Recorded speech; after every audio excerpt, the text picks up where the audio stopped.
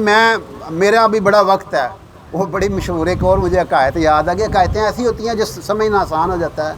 वो एक बंदे ने कुंडी लगाई हुई थी मछली पकड़ने के लिए, तो एक मछली, छोटी मछली उसके करीब होने लगी, तो बड़ी मछली उसे कहती है, बेटा ये तुम्हें जो गोश्त नज़र आया ना, गोश्त नहीं है, इसके पीछे कंडा है, कंडे के पीछे धागा है, धागे के पीछे बंदा है।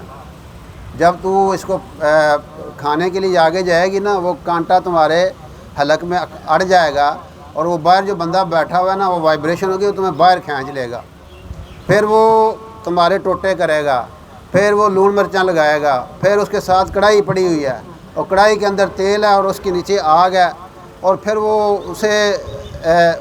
वो उसमें तुम्हें फेंकेगा और फिर 32 दांतों में तू जाएगी और फिर तेरे जो कांटे हैं ना, वो कुत्ते और बिल्लियाँ खाएंगी।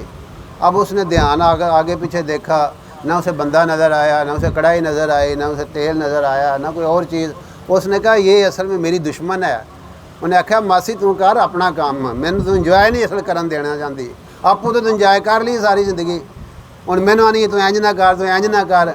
उन्हें आख्या धीए मैं तो तेन दसना सी, अगू हुण तेरी मर्जी है, तू मतलब है कि अल्लाह क्या कहते हैं, वमा अलैना इल्लल बलाग वाली बात है। मैं तेरे तक गल अपनी पहुँचा दी है।